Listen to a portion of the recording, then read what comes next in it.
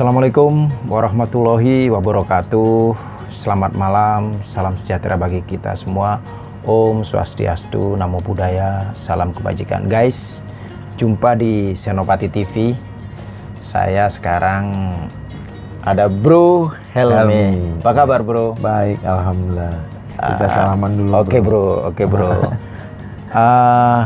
Malam ini saya punya teman diskusi, ya kan. Selama ini saya ngomong sendiri di depan audien, ya mungkin teman-teman bosan. Saya sendiri aja bosan, apalagi teman-teman. Tapi ya saya harap tidak bosan lah bercanda. Tapi ini saya punya teman diskusi, ya teman ngobrol. Dalam kesempatan ini saya ingin ngobrol dengan Bro Helmi tentang dunia nelayan, dunia perikanan.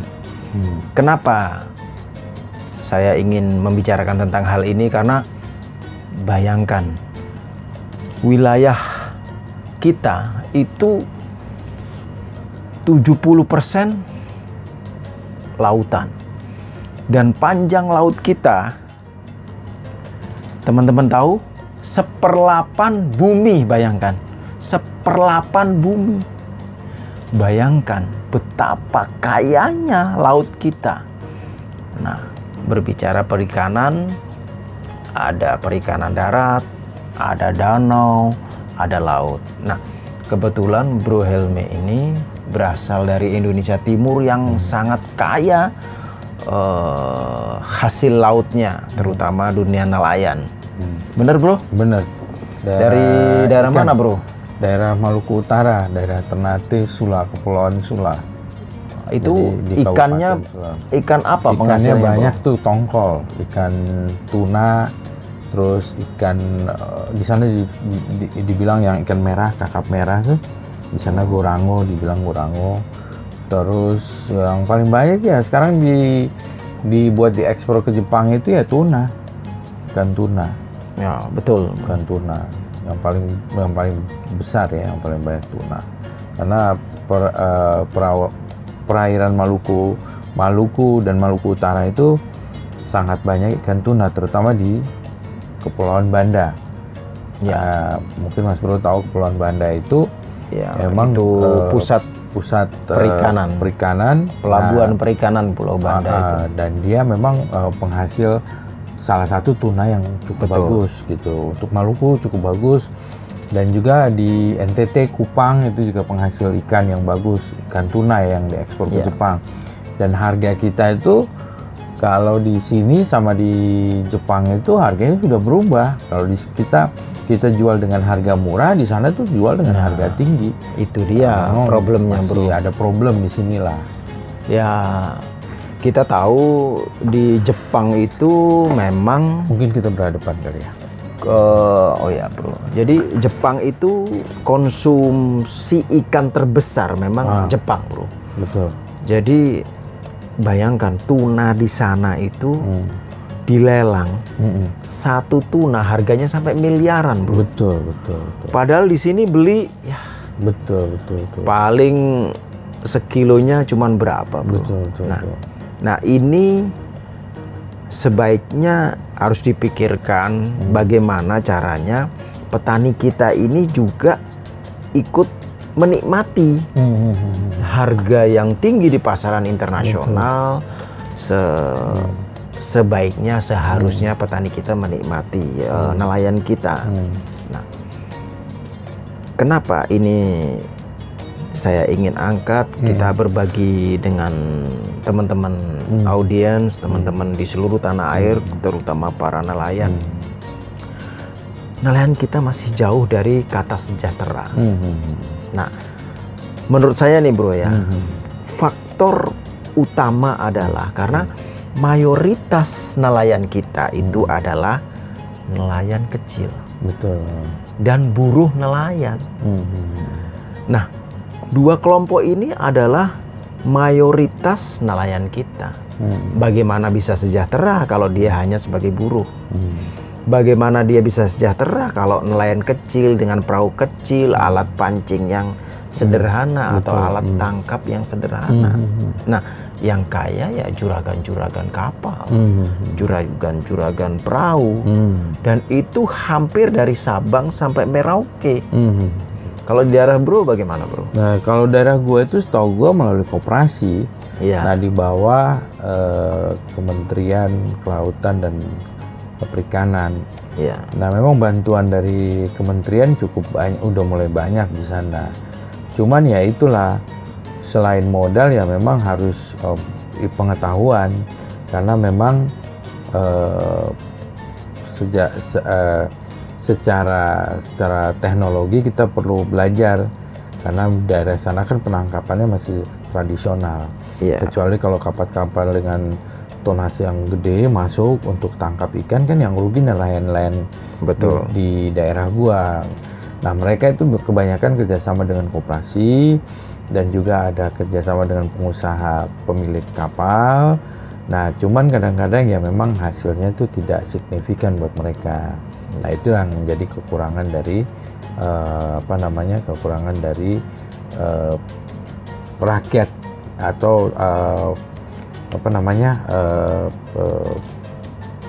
nelayan kita di sana. Betul. Terutama itu kendalanya. Terus kedua, kendala mengenai harga. Nah kalau harga itu kan harus melalui koperasi. Oke, sekarang memang harga stabil di koperasi. Cuman sekarang ya itulah, butuh teknologi yang sekarang dirasakan di sana kan, itu sekarang butuh alat dan teknologi. Ya, saya setuju itu. Alatnya itu kan mereka harus diberikan bantuan berupa alat. Ya. Gitu. Jadi kalau berbicara tentang nelayan, berbicara tentang perikanan laut, bro, ini sangat kompleks, bro. Jadi kita tidak bisa hanya sepotong-sepotong atau permasalahannya hanya satu bagian aja. Ini sangat kompleks, bro. Ya kan? Kita bicara tentang laut dulu, bro. Laut ini kan bagaikan kolam yang sangat besar. Bayangkan, kolam yang sangat besar, karunia dari Sang Maha Kuasa. Kita tidak perlu menanam bibitnya, betul, tidak perlu ngasih makannya, kita tinggal ambil. Nah, yang harus kita jaga adalah kelestarian laut. Ya, satu, lingkungan laut, ya kan, kita harus jaga. Nah, saya sangat prihatin, bro, karena saya sangat tahu sekali. Saya sering ikut nelayan, bagaimana melaut. Satu budaya kita yang harus kita pangkas habis adalah budaya membuang sampah plastik ke laut. Iya, itulah betul. Nah, kalau di daerah kayak tempat saya itu mungkin masih jarang, artinya karena penduduknya tidak terlalu banyak ya. Tapi kalau di daerah Jakarta, ya, di daerah Jawa, bro, terutama di Jawa. Biasa. Nah, karena laut ini kan tempat sampah juga, bro. Betul. Kita buang di Jawa itu bisa terbawa sampai bisa ke Maluku, sampai kemana, bro. Betul. Banyak sekali kasus, contoh ikan paus mati terdampar. Betul. Begitu dibuka, begitu dibuka perutnya isinya plastik, bro. Nah, saya tahu sekali bagaimana budaya kedisiplinan kita itu masih kurang. Bayangkan, yang melaut ke laut itu kan ribuan perahu, bro, tiap hari. Dan mereka bawa bekal, beli di warung, ya kan, roti, rokok, makanan kecil, itu kan pakai kantong-kantong plastik. Betul. Dan itu mereka buang ke laut umumnya. Nah, ini satu kesadaran yang harus dibangun. Mungkin ini dilihat saudara-saudara saya nelayan. Ini tolong, marilah kita stop dulu ini buang plastik ke laut. Artinya sudah tidak ada yang mengotori laut. Betul. Ya kan? Nah, harus dibangun dari kita kedisiplinan itu, ya kan? Kemudian belum lagi pencemaran dari sungai. Ya kan? Dari sungai itu pencemaran limbah rumah tangga, sabun, deterjen, oli, minyak ke sungai. Belum lagi pencemaran dari pabrik-pabrik, membuang limbah pabrik langsung ke sungai, tidak Betul. melalui AMDAL. Betul. Walaupun ada Kementerian Lingkungan Hidup, Betul. walaupun ada AMDAL, tapi masih banyak yang dilanggar. Artinya sungai membawa residu pestisida, membawa residu kotoran pabrik, kotoran rumah tangga, sehingga mencemari pantai. Makanya tidak aneh di Pulau Jawa, ya kan, terutama utara ini boleh dikatakan sudah tercemar semua, bro. Dulu banyak tambak-tambak udang windu, udang gala. Sekarang Udang kita import, bro. nggak bisa lagi. Nggak bisa lagi kita pelihara udang windu karena kualitas pantai kita sudah tercemar. Hutan-hutan bakau banyak dibabat. Nah, perikanan itu rantai makanan, bro. Ya kan? Dari yang terkecil itu plankton. Ya. Plankton dimakan ikan yang lebih besar. Lebih besar lagi, berputar. Ini rantai makanan. Nah, jika satu rangkai makanan ini terputus, maka rusak ekosistemnya. Belum lagi cara menangkap para nelayan yang pakai bom. Iya kan? Cuma kalau sekarang bom itu, bro, sekarang itu memang ketat karena memang di dinas perikanan itu pengawasannya ketat, cukup ketat gitu. Nah, dan kalau ketahuan kan sekarang undang-undangnya hukum ya, udah lebih keras gitu. Harusnya lebih ketat lagi dibandingkan sebelumnya. Kalau sebelumnya itu dulu itu pantai di Maluku Utara itu Maluku Utara itu bagus, indah, terumbu karangnya bagus. Mungkin sama dengan di Papua. Cuman dulu kan masih zaman pakai bom. Nah, itu merusak. Bom itu rusak.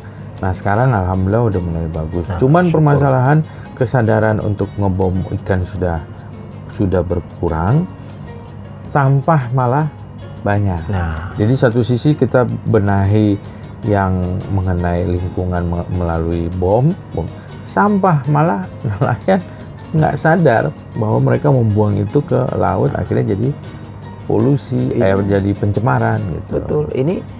Ini gerakan ini ya, semoga ini dilihat oleh saudara-saudara. Ayo, kita harus sadar ini.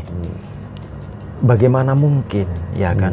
Kita kan berdoa, ya Allah, tolonglah kalau mau melaut, biasanya kan berdoa, ya Allah berilah rezeki ikan tangkapan yang banyak. Nah, sedangkan kita mengotori laut.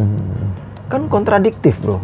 Satu sisi kita berdoa, tapi satu sisi kita mengotori laut. Nah, ayolah kita kesadaran bersama, laut itu adalah jangan sebagai tempat pembuangan sampah. Betul. Karena apa? Sampah-sampah ini akan mematikan ikan-ikan kecil. Iya. Sehingga ikan lebih gede tidak mempunyai pasokan makanan. Rantai makanannya terputus. Belum lagi penggunaan alat-alat tangkap yang merusak lingkungan seperti trol, cantrang, ada yang pukat harimau yang semua kegaruk, semua yang kecil-kecil juga ikut. Kadang-kadang juga digeret itu merusak karang. Nah, inilah yuk kita bersabar sedikit karena begitu kita memperbaiki lingkungan laut, menahan diri tidak menggunakan alat-alat tangkap yang berbahaya, maka rantai makanan ini akan hidup lagi. Satu lagi kan ya, kelautan sudah dulu diawali Menteri Susi sudah melakukan penangkapan pencurian ikan di laut. Ya, semoga ini diteruskan oleh penerusnya, ya kan. Nah, jika itu dilakukan, maka ikan akan seperti dulu lagi. Menangkap tidak perlu jauh-jauh, di pantai sudah banyak ikannya, karena pasti akan tumbuh lagi karena ikan nggak sampai setahun udah gede, bro. Di laut itu. Betul. Ya kan, kalau rantai makanannya dijaga, hutan bakaunya dijaga, sehingga pencemarannya tidak banyak.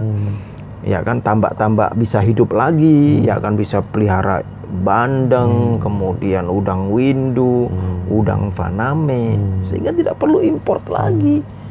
Tapi memang Jawa memang paling berasa di Jawa ya. Paling parah. Dan ini akan diikuti daerah lain kalau tidak ada ya. kesadaran mulai Betul, dari sekarang. Betul. Sebaiknya jangan menunggu seperti Jawa rusak baru sadar. Betul.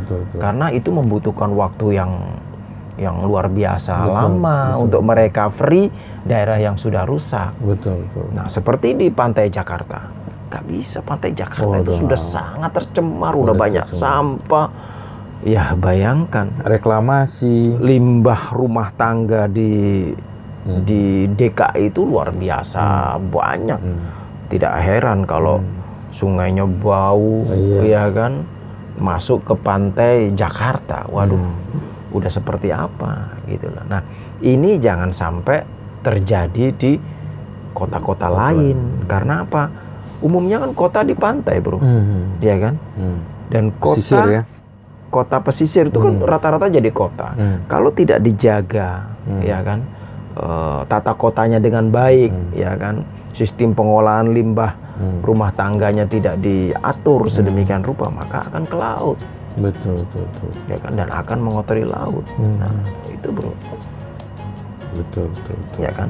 Ya, mudah-mudahan laut itu bisa lebih, kesadaran nelayan itu bisa harus sering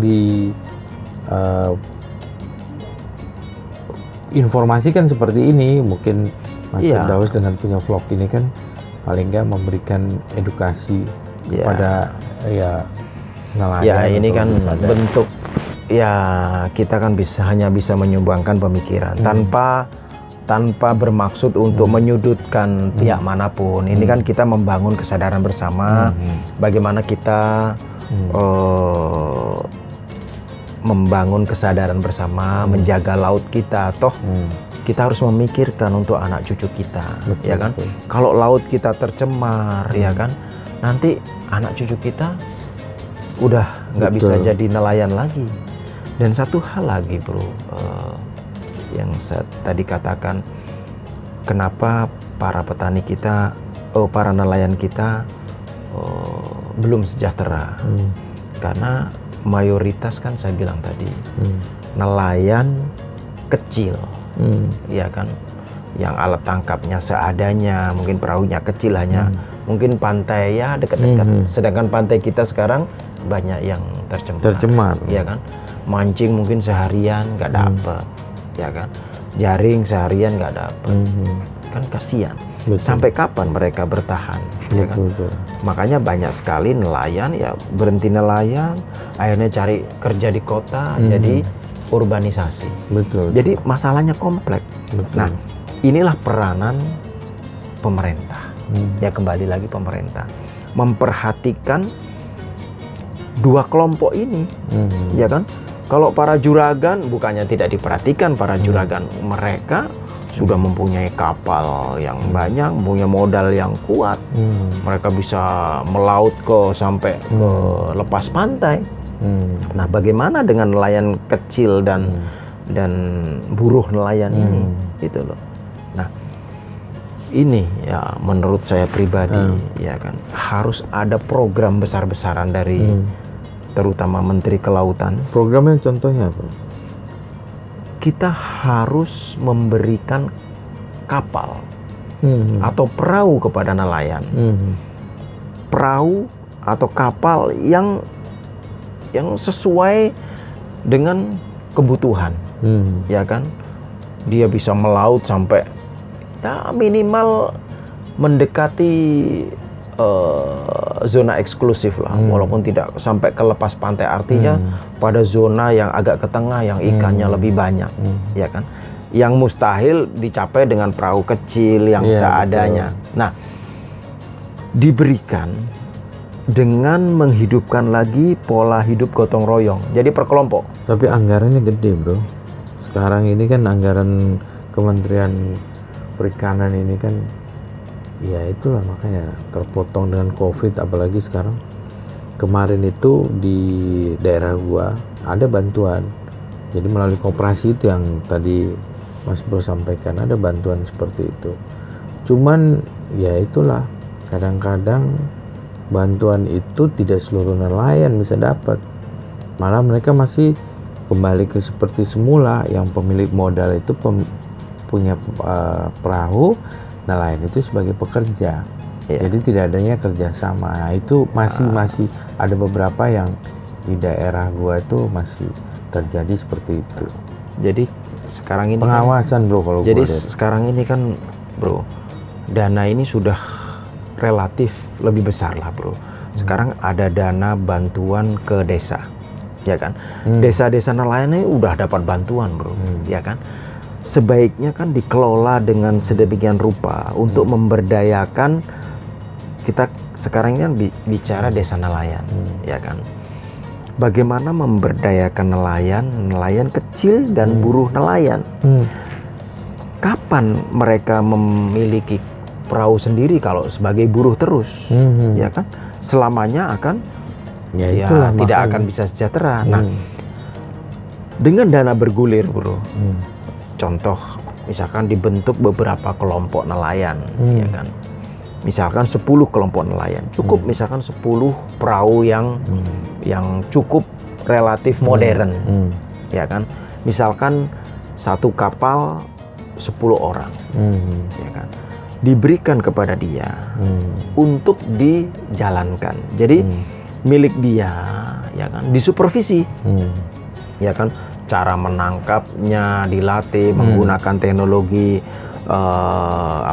jaringnya bagaimana, kemudian disupervisi, diberikan modal, ya kan? Nah, nanti pengembaliannya cukup 20% untuk pemerintah, 80% untuk mereka. Mereka bagi. Kalau disupervisi dengan baik, ya kan, saya yakin mereka akan menghasilkan tangkapan yang baik. Ya, tetap disupervisi, harus diawasi. Kalau nggak diawasi ya repot juga. Repot lagi. Nah ini akan menjadi dana bergulir, bro. 20% ini dikumpulkan lagi untuk beli kapal baru lagi. Nah, begitu seterusnya. Kemudian inilah namanya kembali ke pola gotong royong, ya kan, bersama-sama mengerjakan, ya kan, dibentuk sebuah koperasi yang profesional, yang transparan, kemudian dibuat industri hilirnya, bagaimana tangkapan mereka ini tidak semata-mata dijual mentah ke pihak lain. Jadi yang ikan kecil mungkin diolah bisa menjadi sarden, bisa menjadi abon, bisa menjadi kerupuk. Jadi industri hilirnya dihidupkan. Jadi mungkin ibu-ibu di rumah tangga bisa membuat kerupuk, bisa membuat olahan yang lain, ikan asin, atau banyak sekali produk-produk turunan dari perikanan kita, dan semuanya itu nggak ada yang nggak laku di pasar internasional, ya kan? Artinya ya pemerintah tinggal membukakan keran pintu untuk ekspor, promosi dan sebagainya. Nah, itu akan membuat para petani bergairah, ya kan?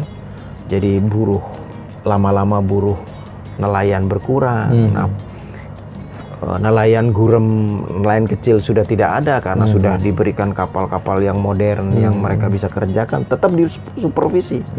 Dan yang terpenting ketika mereka menghasilkan ikan yang banyak tertampung oleh koperasi dengan harga yang wajar, harga yang bagus, yang wajar, ya kan, artinya ya harga wajar itu ya menguntungkan untuk koperasi dan menguntungkan untuk nelayan. Nah, ini kalau dilakukan simultan terus-menerus dengan laut dijaga sedemikian rupa, tetap lestari, rantai makanannya dijaga, maka ya tidak lama pasti nelayan juga sejahtera. Nah, kalau nelayan sejahtera, karena sebagian besar penduduk kita kan petani dan nelayan.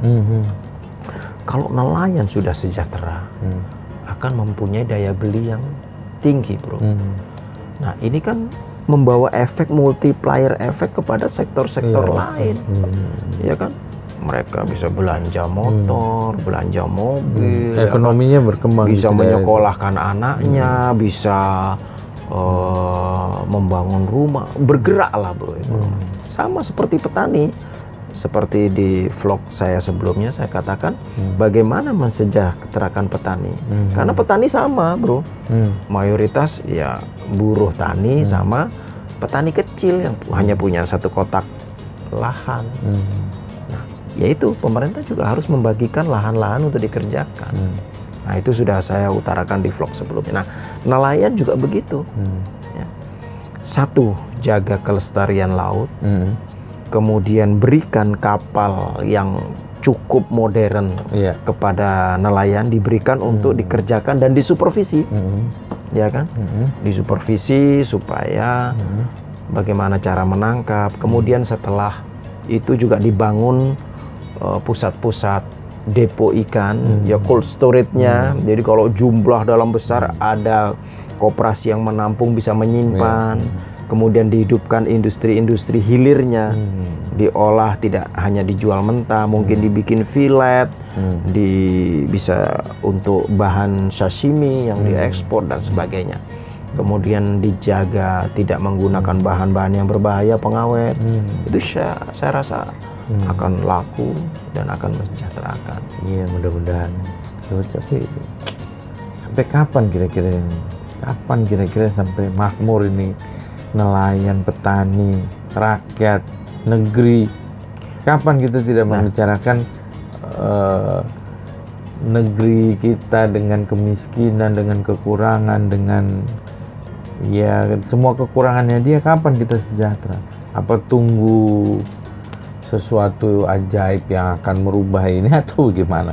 Ya, kita tidak bisa bicara kapan, bro. Ya, mulai dari saat ini semua elemen bangsa ini yang ya terkait dengan dunia nelayan, ya pemerintah daerah, kemudian pemerintah pusat, kemudian nelayan sendiri, kelompok nelayan, koperasi, semua bekerja sama, saling bahu-membahu. Tidak bisa hanya pemerintah sendiri, tidak bisa juga hanya rakyat sendiri, apalagi. Jadi harus bahu-membahu, jadi simultan, termasuk Kementerian Lingkungan Hidup, ya kan, Kementerian Kelautan. Bagaimana, ayo bersama-sama kita jangan kotori laut kita. Jadi memang harus bersama-sama. Tidak bisa menunggu kapan, kan nggak bisa. Harus bergerak mulai sekarang.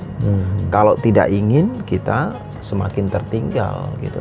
Karena potensi laut kita luar biasa. Sangat luar biasa. Sangat dari luar tambangnya, biasa. dari mineral, ya kan? Dari sumber daya hasil laut.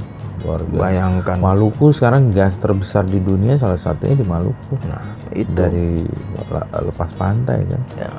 Nah, itu. Saya yakin kalau kita bersama-sama, kita semangat, ya kan, untuk mensejahterakan nelayan. Nggak ada yang tidak bisa. Laut kita ini terhampar luas, tinggal kita jaga kelestariannya. Jangan serakah menangkap dengan cara-cara yang merusak lingkungan. Betul. Iya kan? Bahkan ya saya salut kepada suku Bajo. Oh iya, suku Bajo. Saya pernah lihat film dokumenter. Ya. Film dokumenter di mana orang hidup di tengah laut. Hidup di tengah laut. Ini orang Prancis, pernah lihat nggak, bro? Saya pernah lihat bagaimana orang Prancis itu dibawa oleh temennya, tidak diberitahukan dia mau kemana. Bisa dilihat nanti film dokumenternya, judulnya saya lupa, nanti saya kasih linknya ya. Itu sangat bagus sekali dan sangat saya tersentuh. Saya sampai menangis lihatnya, bro. Jadi orang Prancis ini tidak diberitahu dia akan dibawa kemana, ternyata dibawa ke suku Bajo di daerah pokoknya dekat Sulawesi Utara pokoknya. Suku Bajo ini tinggal di tengah laut, bro. Jadi di tengah laut itu ada gugusan terumbu karang, ya kan, yang lautnya cetek, tapi kan di sekelilingnya dalam. Dia bangun rumah-rumah di situ. Jadi ya tidak lebih dari 20 rumah. Bayangkan orang dari seberang Prancis yang maju modern dibawa ke sana, tinggal di sana. Pertama dia apa, Bu? Kaget. Kagetnya dan dia kasihan. Dia berpikir bahwa suku Bajo tidak ada pilihan, harus tinggal di situ. Nah, ternyata setelah dia hidup bersama kurang lebih 10 hari di suku Bajo itu, bro, dia menangis dan dia respect sama orang suku Bajo itu. Ternyata orang Bajo ini dia bekerja dengan jujur. Dia ingin di situ karena apa? Satu, dia tidak ingin merusak lingkungan. Dia tetap menggunakan alat-alat tradisional yang tidak merusak lingkungan, tidak menggunakan bom. Dan kenapa dia memilih di situ? Artinya dia di situ dia tidak perlu membutuhkan bahan bakar yang banyak dari darat menuju ke sana, tidak. Jadi dia cukup tinggal di situ, dia tinggal nyari ikan di sekelilingnya, ikannya banyak. Dan dia di situ tinggal dijemur, nanti beberapa minggu ada yang ngambil ke situ. Nah, dia ingin mencari ikan dengan jujur. Ini luar biasa. Ini yang membuat orang Prancis itu sampai menangis. Dia sangat menghormati. Jadi ceritanya dia dikasih hadiah untuk berlibur di suatu tempat yang dia tidak tahu tempatnya itu di mana. Terus dia ditutup matanya. Lihat kan film dokumenternya. Dia ditutup matanya, terus ternyata pergi ke suatu tempat di daerah, entah lupa gue, di Sulawesi apa di mana. Dia di situ, akhirnya selama 10 hari di situ. Awalnya dia shock, ya kan? Dia shock, dia kaget. Tapi setelah hari-hari berikutnya malah dia menjadi betah dan cinta banget terhadap cinta kamu. Dia udah merasa sebagai. Bagus tuh kalau udah pernah nonton gue tuh. Luar biasa itu. Nanti saya kasih linknya teman-temannya. Itu film menurut saya yang wajib ditonton.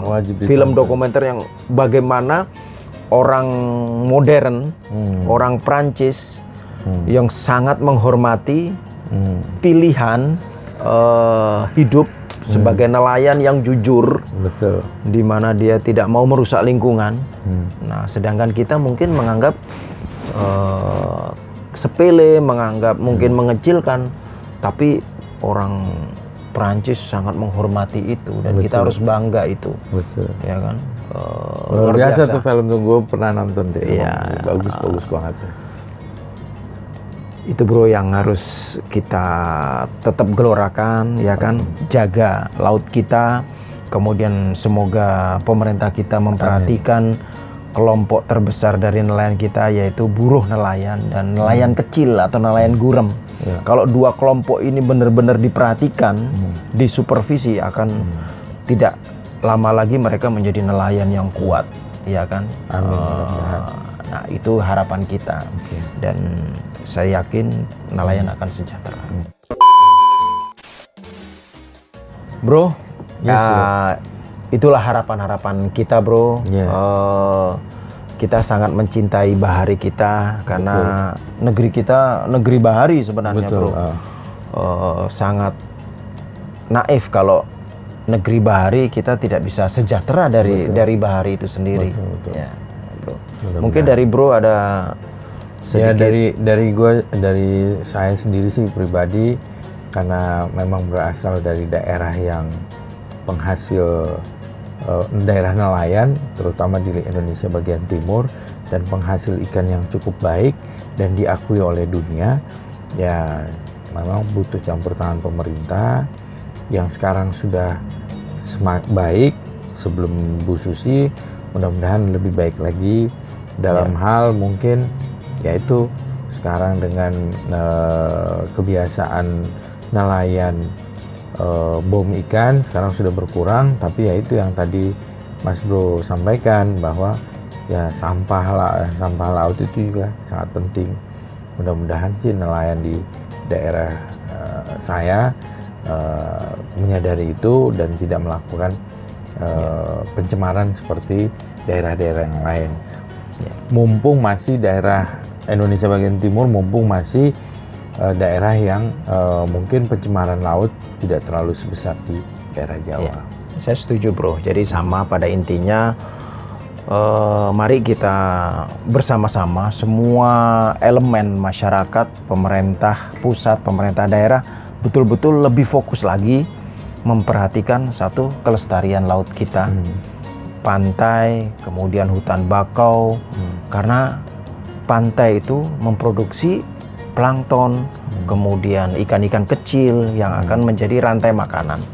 Kemudian kita para nelayan, ayo kita jaga juga, jangan membuang sampah plastik sembarangan di laut. Kemudian kita menangkapnya dengan arif, jangan menggunakan bom, racun-racun ikan, jangan menggunakan jaring yang merusak pukat harimau, cantrang dan sebagainya yang merusak, menangkap ikan-ikan kecil semua habis, ya kan. Kalau kita menahan diri, maka kelestarian laut kita bisa jaga, ya kan. Ya mungkin itu aja guys, ya terima kasih sudah menyaksikan vlog ini, dan terima kasih jika mau mendukung vlog ini juga, saya ucapkan terima kasih. Jangan lupa like, jaga persatuan, damai itu indah. Terima kasih bro. Luar biasa. Thank you bro. Dah.